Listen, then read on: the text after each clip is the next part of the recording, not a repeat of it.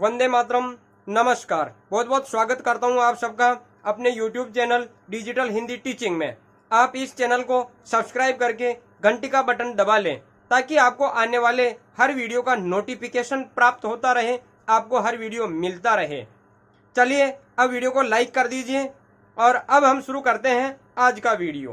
कर रहे थे विकारी शब्दों का, और विकारी शब्द आप जानते हैं किसे कहते हैं। जिन शब्दों में विकार उत्पन्न होता है, बदलाव उत्पन्न होता है, वे विकारी शब्द कहलाते हैं। विकार कैसे उत्पन्न होता है? लिंग के आधार पे, वचन के आधार पे, काल के आधार पे, कारक के आधार पे। विकारी शब्दों में हमने सबसे पहले संज्ञा को पढ़ा था और आज हम पढ़ने वाले हैं विकारी शब्द सर्वनाम। सर्वनाम क्यों विकारी कहलाता है, इसमें विकार कैसे उत्पन्न होता है, आज हम जानने का प्रयास करेंगे। तो चलिए आज हम आज का अध्ययन बिंदु विकारी शब्द सर्वनाम प्रारंभ करते हैं। सर्वनाम की परिभाषा क्या है?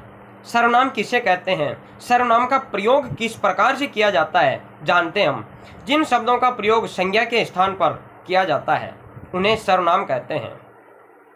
सरल शब्दों में कहा जाए तो सर्व अर्थात सब और नाम, नाम यानी संज्ञा। तो सब संज्ञाओं के बदले प्रयुक्त होने वाले शब्दों को ही सर्वनाम कहते हैं। सर्वनाम अर्थात सबके लिए नाम, ऐसे शब्द जो सबके लिए नाम का कार्य करते हैं या ऐसे शब्द जो सब नामों के बदले प्रयुक्त हो जाते हैं वे ही सर्वनाम कहलाते हैं। सर्वनाम विकारी शब्द है क्योंकि सर्वनाम में भी लिंग, वचन, कारक के अनुसार बदलाव उत्पन्न होता है। ये अपना स्वरूप बदलते हैं। सर्वनाम का प्रयोग किस प्रकार होता है, किस प्रकार इनका प्रयोग किया जाता है, इस उदाहरण के माध्यम से हम समझते हैं। नेहा अच्छा नृत्य करती है। नेहा का गाना भी अच्छा होता है। नेहा चाय भी अच्छी बनाती है।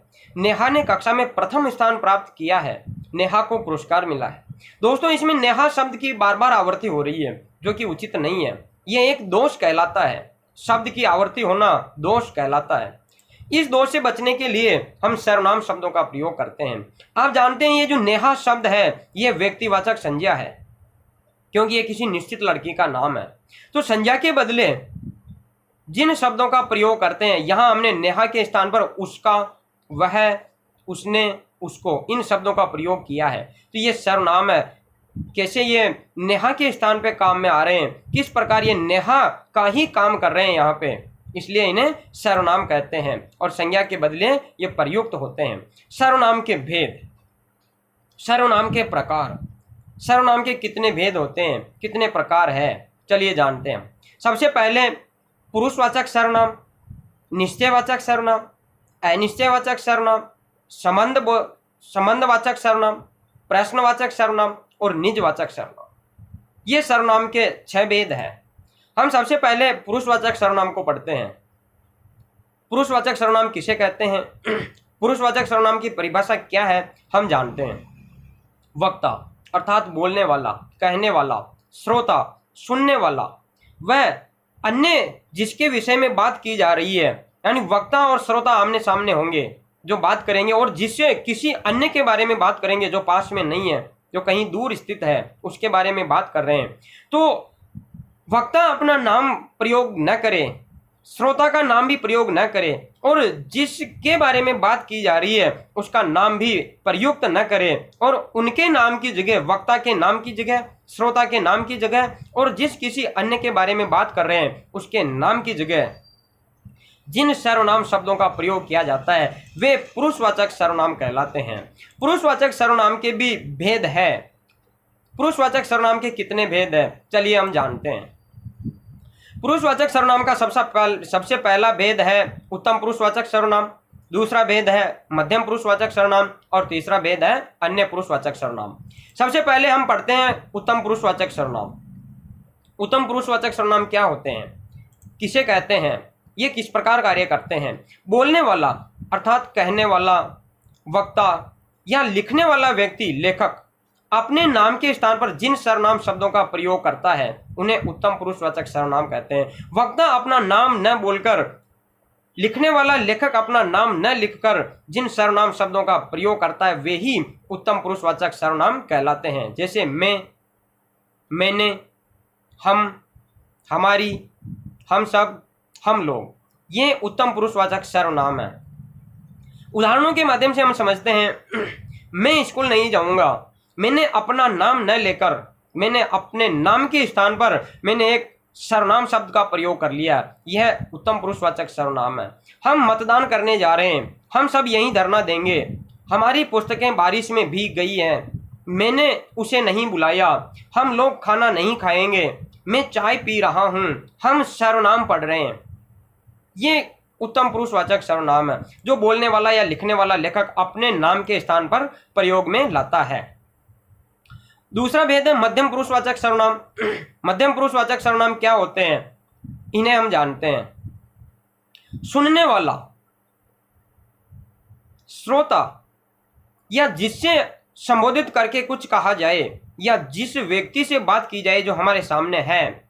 वक्ता तो उत्तम पुरुषवाचक में आ जाएगा, लेकिन जो सामने सुनने वाला है वह उसके स्थान पर, सुनने वाले व्यक्ति के स्थान पर, उसके नाम के स्थान पर जिन सर्वनाम शब्दों का प्रयोग करते हैं वे मध्यम पुरुषवाचक सर्वनाम कहलाते हैं।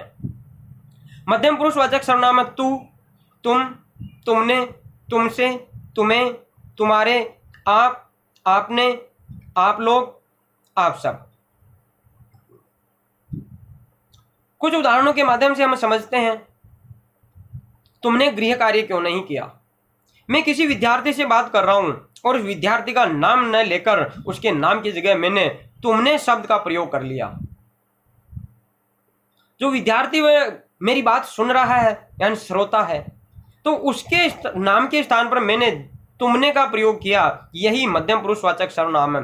तुमसे कुछ नहीं हो सकता, आप सो जाओ, आप सब कहाँ गए थे, तुम्हारे पिताजी क्या काम करते हैं, तू इतने दिन कहाँ था, आप लोग खाना खाकर ही पधारे, तुम अपने घर क्यों नहीं आए, आप इतनी जल्दी सो गए, तुम्हारे घर पर सब ठीक तो है।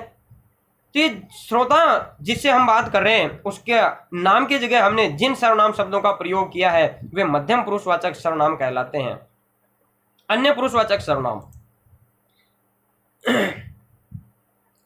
किसी अन्य के बारे में जो हमसे दूर है, वक्ता और श्रोता से किसी अन्य के बारे में बात की जाए या किसी अन्य के बारे में लिखा जाए, तो जिसके बारे में हम बात कर रहे हैं या जिसके बारे में हम लिख रहे हैं उसके नाम के स्थान पर जिन सर्वनाम शब्दों का प्रयोग करते हैं या उसके नाम के स्थान पर प्रयुक्त होने वाले शब्द अन्य पुरुषवाचक सर्वनाम कहलाते हैं।